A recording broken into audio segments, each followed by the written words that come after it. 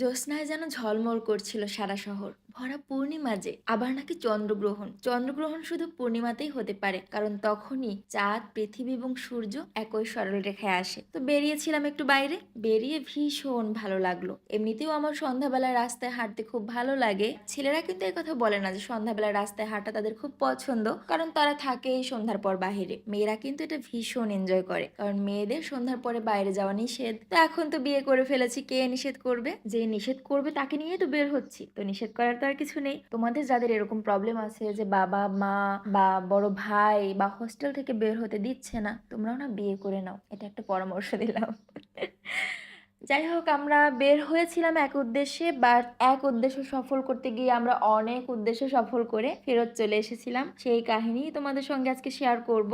আমরা প্রথমে গিয়েছিলাম, আসলে যাচ্ছিলাম আমরা পিৎজা খেতে। তো পিৎজা খেতে যাওয়ার পথে মনে পড়লো যে আমাদের কিছু জিনিসপত্র কেনাকাটা বাকি রয়েছে, যেমন স্টিকার কিনতে চেয়েছিলাম আমি। স্টিকার কিনতে গিয়ে দেখলাম যে ম্যাজিক বল আছে না, যে জলের মধ্যে ভিজিয়ে রাখলে বড় বড় হয়ে যায়, ছোটবেলায় এগুলো দিয়ে প্রচুর খেলেছি।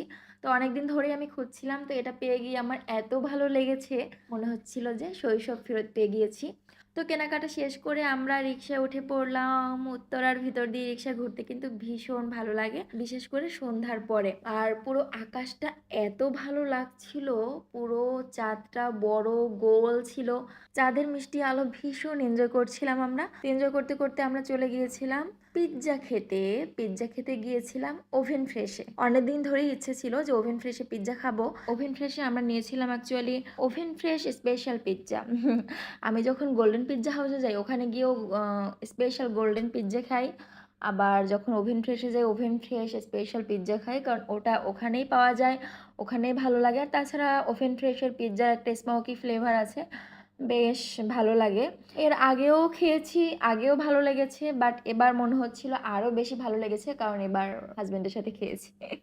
তো পিৎজা খেতে খেতে আমরা কিছুক্ষণ গল্পগুজব করলাম, আর কিছুক্ষণ তোমাদের জন্য কিছু মোমেন্ট রেকর্ড করে নিলাম। তো পিৎজা খাওয়ার পরেই ভাবলাম যে আর কি খাওয়া যায়, আর কি খাওয়া যায়, কারণ বাহিরে গিয়েছি এত সুন্দর করে সাজুগুজু করে সন্ধ্যার পরে রেডি হয়ে, তো অবশ্যই শুধুমাত্র পিৎজা খেয়ে ফেরত তো আসা যাবে না, তাই না? ফেরত আসা যায়, কিন্তু আমার মনে হচ্ছিল যে আমি যদি ফেরত চলে আসি তাহলে আমার পোষাবে না, যার কারণে ভাবলাম একটু মোমো খাওয়া যায়। তো মোমো খেতে গিয়ে আমরা দেখলাম যে অ্যাকচুয়ালি যেখানে আমি মোমো খাওয়ার কথা বলেছিলাম সেখানে মোমোর দোকানগুলোই ছিল না। হয়তো অনেকদিন পর পর গেলে তারা দোকান অন্য কোথাও নেয়, বা কেন নেই সেটা আমার জানা নেই। তো মোমো খাওয়া হলো না।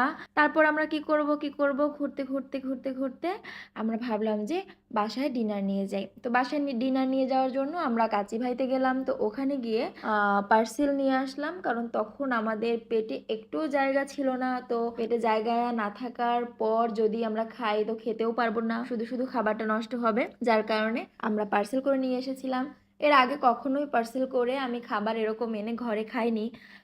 আপুদের কাছে শুনেছিলাম যে খাবার নাকি মানে বিয়ের পর নাকি ঘরে বাইরের থেকে ঘরেই বেশি খাওয়া হয়, সেটা প্রমাণ আমি 2 মাসের মধ্যেই পেয়ে যাচ্ছি। আমারও বাইরের থেকে ঘরে বেশ এনজয় করছি। তোমরা দেখেছো এর আগেও সিরাজের চুই ঝাল দিয়ে যে খাসির মাংসটা, ওটাও আমি পার্সেল করে নিয়ে এসেছিলাম।